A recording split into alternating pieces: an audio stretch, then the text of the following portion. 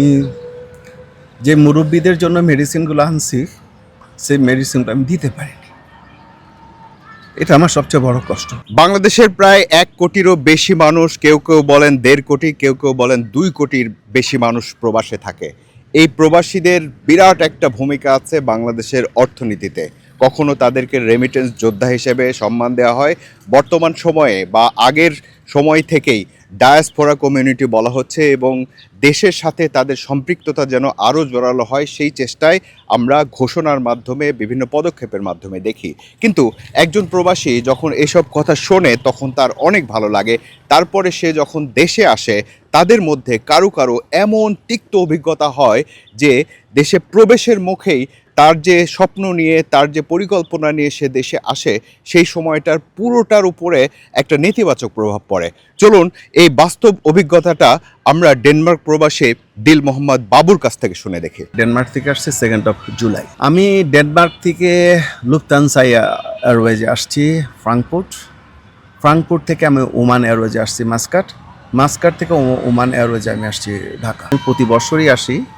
এবার যে অভিজ্ঞতাটা হলো এটা আমার কাছে খুবই আশ্চর্যজনক। আমি 2 তারিখে যখন ল্যান্ড করি তো যখন আমার লাগেজ নিতে যাই তখন দেখি যে আমার লাগেজ ভাঙা। আমরা যেহেতু ঠান্ডার দেশ থেকে আসছি, আমি 2টা বাচ্চা নিয়ে আসছি সাথে করে, তো আমি খুব তাড়াহুড়া করে লাগেজ যখন আনতে যাই তখন দেখি যে লাগেজ ভাঙা। তো ভাঙা হওয়াতে আমি খুব আশ্চর্য হয়ে গেছি সিচুয়েশন থেকে। তো ওরা নিজেরাই বললো যে আপনাকে এটা একটু রিপোর্ট করে নেন। লাগেজ ভাঙা মানে কি দেখলেন? লাগেজ ছিল হচ্ছে 7টা, তার মধ্যে 2টা লাগেজই ভাঙা ছিল আমার। একটার অবস্থা খুবই নাজুক, আর বড় যেটা ছিল ওইটা আমি প্রথমে বুঝতে পারিনি, ওইটা আমি বাসায় এসে বুঝতে পারছি যে লাগেজটা ভাঙা। আর আমি নর্মালি বাচ্চাদের জন্য যখনই আসি তখনই বাচ্চাদের জন্য খাবার নিয়ে আসি, এবং এখানে আমার সিনিয়র যারা সিটিজেন আছে তাদের জন্য আমি কিছু স্পেশাল কিছু ওষুধ বা খাবার নিয়ে আসি। সেই খাবার বক্সটাও আমার ছিদ্র, এক সাইড দিয়ে পুরো ছিদ্র করা আর কি, ওইখান থেকে মানে কিছু একটা নিয়েছি। লাগেজ আমি ভাঙা দেখে অনেকটাই হতাশাগ্রস্ত হয়ে আমি এয়ারপোর্টে আর কি সাথে যে বন্ধুগুলো ছিল আমার ওদের সহযোগিতায় আমি একটা রিপোর্ট করতে চাই। ওরা আমাকে নিয়ে যায় একটা বিমানের একটা ইসের মতো, ওইখানে নিয়ে যায়, ওনারা একটা রিপোর্ট লিখে দিলেন আর কি। রিপোর্ট লিখে দিয়ে তো আমি রিপোর্ট করে আমি চলে আসছি আর কি। তা সেদিন এতটাই গরম ছিল, বাচ্চাগুলো অনেক টায়ার্ড হয়ে যাচ্ছিল। তার পরের দিন যখন লাগেজ খুলতে গেছি দেখি যে বড় লাগেজটা যেটা ভাঙা ছিল এটা আমার মেয়েটা দেখতে পাচ্ছে লাগেজ একটা অংশ ভাঙা, এবং সাইড থেকে আমার মেয়ে বলতেছে বাবা আমাদের খাবারের জিনিসও তো নাই, আমাদের কার্টুনটা তো ভাঙা। তো ওগুলো দেখতে যে আমি সত্যিকার অর্থে খুব হতাশাগ্রস্ত হয়ে যাই। আপনার যে 2টি লাগেজ আর কার্টুন ভাঙার কথা বলছেন এগুলোর মূল্য কেমন? আমার 2টা লাগেজের মূল্য অলমোস্ট 4500 ক্রোনারের মতো, 4500 ক্রোনারের মতো। কেমন টাকা আসে বাংলাদেশের টাকায় আপনার অলমোস্ট 80 থেকে 90,000 টাকার মতো আসবে। তাহলে এই লাগেজের যে শুধু ব্যাগের দাম বলছেন আপনি, জি, কিন্তু ওর ভেতরের জিনিসপত্র কি কি? লাগেজের ভিতরে যে জিনিসগুলো ছিল, আমার 5টা পারফিউম ছিল, কিছু মেডিসিন ছিল, বাচ্চাদের জন্য কিছু চকলেট ছিল। আর প্রতি বছর আমি যে কাজটা সবচেয়ে গুরুত্ব সহকারে করি সেটা হচ্ছে যে আমার মুরব্বী, আমার গার্ডিয়ান যারা আছে, আমার ফ্যামিলি বা আমার শ্বশুরবাড়ির ফ্যামিলি, এদের জন্য আমি সবসময় মেডিসিন নিয়ে আসি আর কি। এই মেডিসিনগুলো আমি দেখতে পাইনি। তাহলে ওর ভেতরে যে জিনিসপত্র ছিল তার আনুমানিক মূল্য কত হতে পারে যেগুলো আপনার হারিয়ে গেছে? মানে জিনিসগুলোর যদি মূল্য কাউন্ট করা হয় আমার মনে হচ্ছে পারফিউমগুলোর অন্ততপক্ষে 80 থেকে 90,000 টাকা, বাংলাদেশের টাকা বেশি হওয়ার কথা আর কি। আর মেডিসিনের মূল্য আমি কাউন্ট করতে পারবো না, কারণ মেডিসিন অলমোস্ট ধরেন আপনার 23 পিস ছিল, 23 পিস ছিল, আমি 2টা পেয়েছি আর 21টা আমার চলছে। এক একটা মেডিসিন আমি ওইখান থেকে খরিদ করে আনছি 120 ক্রোনার করে। এটার কি আর কোনো অর্থ ছাড়া আর কোনো মূল্য আছে? এটা সবচেয়ে বড় একটা মূল্য যেটা আমার ভিতরে যেটা কাজ করে, যে আমি যে মুরব্বীদের জন্য মেডিসিনগুলো আনছি সেই মেডিসিনগুলো আমি দিতে পারিনি। এটা আমার সবচেয়ে বড় কষ্ট। লাগেজের জন্য, পারফিউমের জন্য আমার খুব একটা কষ্ট হয়নি, কিন্তু যে প্রতি বছর আমি 30 থেকে 40 জন মানুষকে আমি মেডিসিন দিয়ে রাখি এবং তাদের সব সময় আমি জিজ্ঞেস করি যে আপনাদের কি লাগবে, এইটা আমি আসলে এইটা আমি টাকা দিয়ে মূল্যায়ন করতে পারবো না। তারপরে আপনি তো অভিযোগ করে আসলেন, তারপরে কি হলো? 2-3 দিন পরে তারা আমাকে ফোন করে যে আপনি এয়ারপোর্টে আসেন, যে লাগেজটা ড্যামেজ গেছে লাগেজটাকে নিয়ে আসেন আমরা দেখতেছি আর কি। তো লাগেজ নিয়ে যাওয়ার কথা, তো সেদিন আমি মিস্টেক হয়েছে আমাকে, যে তারা যে লাগেজটা নিয়ে যেতে বলছে 2টা, আমি একটা নিয়ে গেছি। তো আমি তাদের কাছে প্যাসিফিক টাইম বলছি, তারা আমার একটা নির্দিষ্ট টাইম দিচ্ছে যে 9টা থেকে 5টা। তা আমি তাদেরকে বলছি যে 9টা থেকে 5টা সারাদিনের জন্য আমি আসতে পারবো না, কারণ আমি এখানে ফ্যামিলি কিছু ভিজিটে আসছি, আমার নিজের পার্সোনাল কিছু বিজনেসের কিছু কাজ আছে, আমার একটা নির্দিষ্ট একটা টাইম দিয়ে দেন। তো তখন তারা বললো আমাকে যে ঠিক আছে, আপনি 1টা থেকে 2টার মধ্যে আসেন। তো 1টার থেকে না, আমি ঠিক 12টার সময় আমি এয়ারপোর্টে যে পৌঁছাই এবং তাদেরকে মোর দেন 200 টাইমস আমি তাদেরকে ফোন করি। শুধু আমার ফোন থেকে না, একাধিক ফোন থেকে আমি ফোন দিই তাকে। ইভেন আমার বড় ভাই আর্মি পার্সন, সেও ফোন দেয় তাদেরকে। ফোন দেওয়ার পরে এক পর্যায়ে সে 1.5 ঘন্টা পরে আমার ফোন রিসিভ করে বলতেছে, স্যার আমরা একটু ব্যস্ত আছি, আপনি একটু ওয়েট করেন, আসতেছি। তো ওয়েট করার পরে 10 মিনিট 15 মিনিট চলে গেল। তো এয়ারপোর্টে যারা মানে ওইখানে ডিউটির অবগত অবস্থায় যারা ছিলেন, আনসার বা আরও পুলিশ টুলিশ আসেন, তারাও আমাকে অনেক হেল্প করছে। তারা আমাকে বলতেছে যে, আমি তাদেরকে বললাম যে আমার 10 মিনিট বলছে, আমি কি যেতে পারি কিনা। কারণ নর্মাল যেটা নিয়ম হয়েছে যে অ্যালায়েন্সের যে লোকগুলো আসে তারা মূলত নিয়ে যায় এখান থেকে এসে, আপনি আরেকটু অপেক্ষা করে দেখেন। তো আমি 1.5 ঘন্টা পরে, প্রায় 2 ঘন্টা হয়ে যাওয়ার পরে যখন আমি বিরক্ত আবার ফোন দিচ্ছি, একটু রাগান্বিত হয়ে আমি বলছি যে ভাই 5 মিনিট কি এখনও আপনাদের শেষ? অলমোস্ট 2 আওয়ার্স হয়ে গেছে। তারপর একজন লোক আসছে, এমন একটা অ্যাটিটিউড যে মনে হচ্ছে যে আমি তার কাছে ভিক্ষা চাইতে গেছি বা আমি তার কাছে কোনো একটা সুপারিশ নিয়ে গেছি যে আমার এই কাজটা করে দেন, এরকম একটা সিচুয়েশন। সাথে আমার সাথে কথার একটু দ্বিমত পোষণ করি। আমি বললাম যে ঠিক আছে, আমি যেহেতু ওই লাকেজটা নিয়ে আসিনি, তো একটা কাজ করতে আমাকে নির্দিষ্ট একটা টাইম দিয়ে দেন, যে কালকে বা পরশু, তার আমি 2-3 দিন পরে আমি ঢাকার বাইরে চলে যাব। তো বলে যে ঠিক আছে, আপনি একটা কাজ করেন, 2 দিন পরে আসে। 2 দিন পরে কখন আসবো, স্পেসিফিক একটা টাইম বলেন আমাকে। তো তখন আমারে বললো তারা যে আপনি 4টা থেকে 5টার মধ্যে আসেন। আমি এক্স্যাক্টলি, এই দেশে টাইম মেনটেন করা খুবই কষ্টকর, সেটা সবাই জানেন, বিশেষ করে ট্রাফিক। তারপরও আমি 4টা বাজার 15 মিনিট আগে যে আমি উপস্থিত এখানে, তাদেরকে ফোন করতে করতে আমি টায়ার্ড হয়ে গেছি। তারা 1.5 ঘন্টা পরে এক ভদ্রলোক দেখে আমাকে বলতেছিল, ওইখানে ডিউটিরত অবস্থায় ছিলেন, সে আমাকে একটা নাম্বার দেয় যে আপনি একটা কাজ করেন, আপনাকে সেদিনও দেখছে অনেকক্ষণ ওয়েট করছেন। তখন আমি তাকে অভিযোগটা বললাম যে এই সিচুয়েশনটা। এরা স্যার এরকমই, এদের আসলে মানে এরা মানে যাত্রীদেরকে মূল্যায়ন করে গরু ছাগলের। তখন আমি খুব শক হয়ে গেছি, গরু ছাগল মানে কি? আমাদের দেশের প্রবাসীরা হচ্ছে রেভিডেন্সের ওয়ান অফ দ্য বেস্ট এবং 1 নম্বর পজিশন আমি যত জানি। আমাদেরকে আরও অন্যরকমভাবে মূল্যায়ন করা উচিত, কারণ সেইটা তো জানি, সেটা মুখে মুখে সেও স্বীকার করতেছে। আপনাকে একটা কাজ করি, আপনি একটু এখানে ম্যাজিস্ট্রেট সাহেব আছে, তার সাথে যোগাযোগ করেন। পরবর্তী আমি তাকে আবারও ফোন করি, বলে যে আসতেছি করে, তারপরও তার প্রায় 20 মিনিট লাগার পরও সে আসেনি। পরে বাধ্য হয়ে যখন আমি দেখছি যে 2 ঘন্টা ওভার হয়ে গেছে, তখন আমি বাধ্য হয়ে ম্যাজিস্ট্রেটের কাছে সুপারিশ করার পরে আমার বাচ্চাগুলো এখানে 2 ঘন্টা বসেছিল এবং এক পর্যায়ে আমার ছেলেটা কান্না করতেছিল যে বাবা এখানে অনেক গরম, আমার খুব কষ্ট হচ্ছে। তা আমি বললাম যে বাবা তুমি একটু ওয়েট করো, আমি এখনই আসতেছি। পরে এবং এই সাউন্ডটা ম্যাজিস্ট্রেট শোনার পরে সাথে সাথে ম্যাজিস্ট্রেট বললো যে আপনি এক ভদ্রলোককে বললেন, সম্ভবত আনসারের প্রধান বেরকম একটা কিছু হবেন। সে ফোন করার পরেই বোধহয় 10 মিনিট পরে বোধহয় ওরা আমাকে আবার ফোন করছে, স্যার আপনি কোথায়? আমি বললাম কোথায় মানে কি, আপনাকে তো বলছি যে আমি এই জায়গার মধ্যে বসে আছি। 2 ঘন্টা পরে আপনি আমাকে জিজ্ঞেস করেন এখন যে আপনি কোথায়।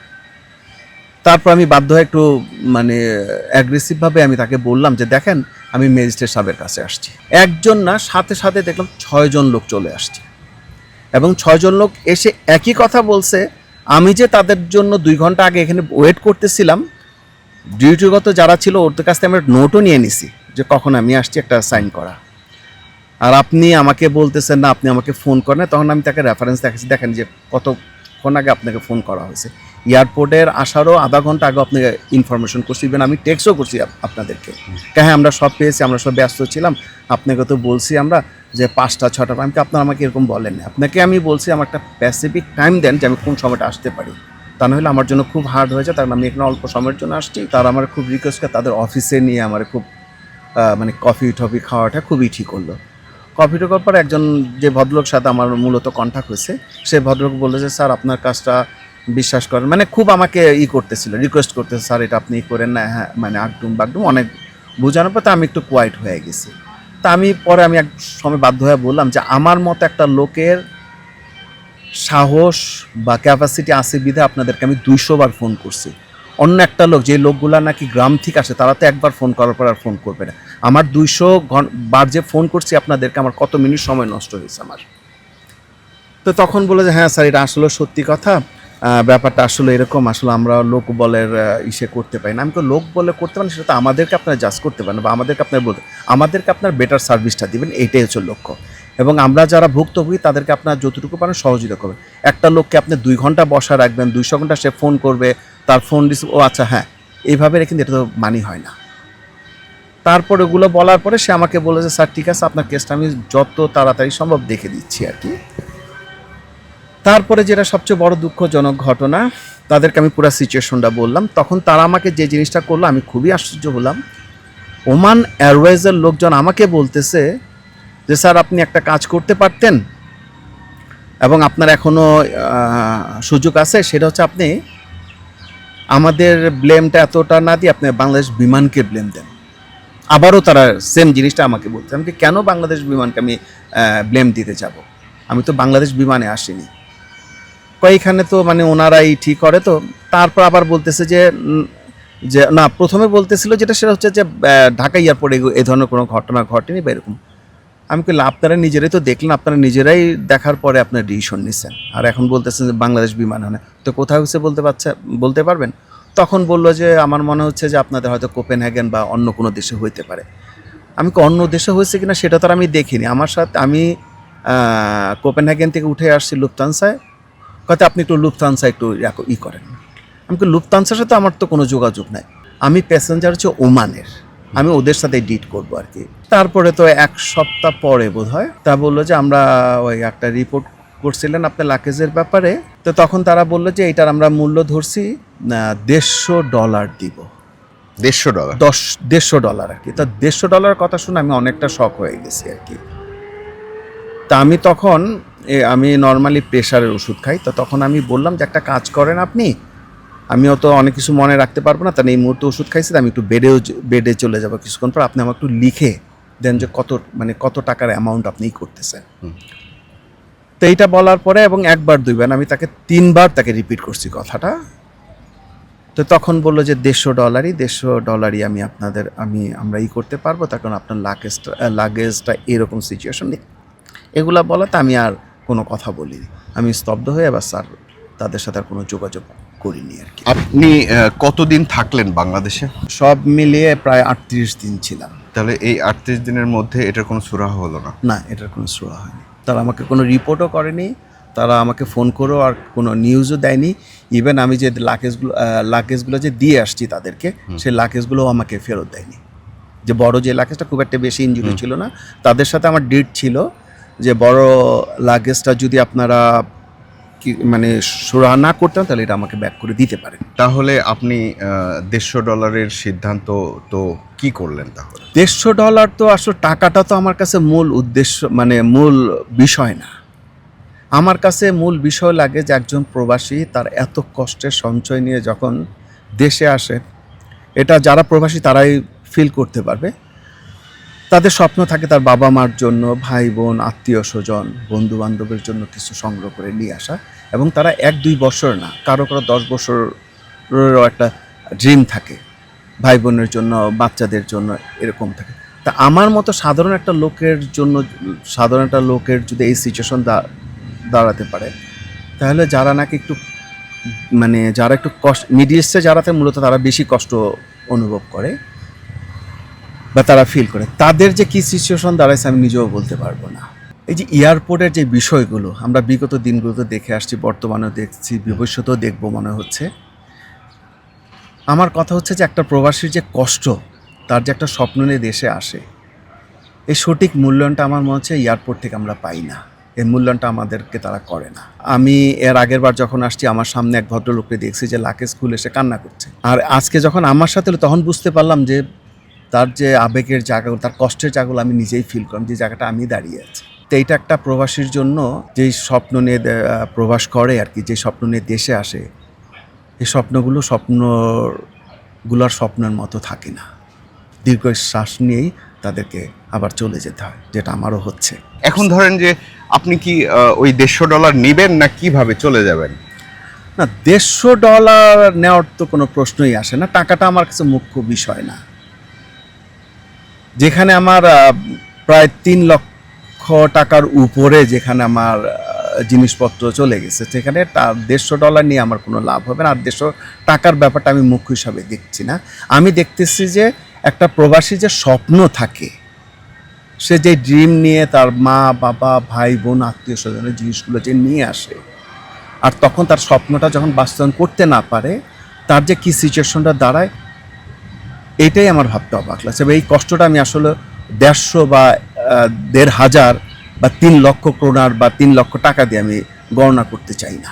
তাকে আপনার একটা মন খারাপ নিয়ে ফিরতে হচ্ছে। হ্যাঁ, এখন আমাকে মন খারাপ নিয়ে ফিরতে হচ্ছে। আমি তো শুনে আসছি যে প্রবাসীদের নিয়ে প্রতিটা সরকারি কাজ করে, বিগত সরকারও করছে, এই সরকারও করতেছে, আগামী সরকারও করবে, এই বুলিগুলাই শুনে আসছি আমি। এমন মন খারাপ করা অভিজ্ঞতা নিয়ে শুধু কি একজন দিল মোহাম্মদ বাবুই তার প্রবাস জীবনে ফিরে যান, নাকি আরও শত শত, নাকি এরকম ঘটনা আমরা আগেও জেনেছি, ভবিষ্যতেও জানতে থাকবো? আমরা জানি সরকার প্রবাসীদেরকে দেশের মাটির সাথে সম্পৃক্ত করার জন্য, বিনিয়োগের জন্য, অর্থনীতির স্বার্থে তাদেরকে গুরুত্বপূর্ণ একটা জায়গায় মূল্যায়ন করে। কিন্তু সেই মূল্যায়নের জায়গাটাতে একজন প্রবাসী যখন দেশে ফেরেন, তিনি মূলত অতিথির মতো আসেন। হয়তো কেউ 1 মাসের জন্য, কেউ 15 দিনের জন্য, কেউ 10 দিনের জন্য, কেউ বা একটু বেশি সময় থাকেন। এই সময়টাতে তার সঞ্চয় নিয়ে আসেন, তার স্বপ্ন নিয়ে আসেন। মূলত এই অতিথিকে আপনি যদি ভেতরে তার জন্য পোলাও, কোরমা, বিরিয়ানি সব কিছুই করলেন, কিন্তু গেটে যে ওয়েলকাম করার ব্যাপার, যে স্বাগত জানানোর ব্যাপার, সেখানেই আপনি একটা খারাপ আচরণ করে ফেললেন। সেখানেই তার একটা খারাপ অভিজ্ঞতা হলো, এবং সেই অভিজ্ঞতার পরে আপনি যত সম্মান করেই কথা বলেন না কেন, যত ভালো ভালো খাবারই খাওয়ান না কেন, রূপক অর্থে বলছি, সেই যে অভিজ্ঞতা হলো নিজের দেশে ফেরার, সেই অভিজ্ঞতা নিয়েই, সেই তিক্ত অভিজ্ঞতা নিয়েই কিন্তু তারা ফিরে যায়। তখন একটা মন খারাপের অনুভূতি তৈরি হয়। আর এই কারণেই যে সম্পৃক্ততার কথা বলা হচ্ছে, সেই সম্পৃক্ততা তার জায়গাটাতে একটা বড় ধরনের ঘাটতি তৈরি হয়ে থাকে। সুতরাং প্রবাসীরা বলছেন, যদি তাদেরকে সত্যিকার অর্থেই সম্মান দেওয়া হয়, যদি তাদেরকে সত্যিকার অর্থেই দেশের সাথে সম্পৃক্ত করতে হয়, তাহলে তাদেরকে স্বাগত জানানোর যে জায়গা, বিমানবন্দর বা যেদিক দিয়ে তারা প্রবেশ করেন, সেই জায়গাগুলোর সেবা এবং তাদেরকে যে সত্যিকার অর্থে মূল্যায়ন করা হয়, সেই জায়গাটাতে সরকারের সঠিকভাবে নজর দেওয়া উচিত। মঞ্জুরুল করিম, প্রবাস কথা, ঢাকা।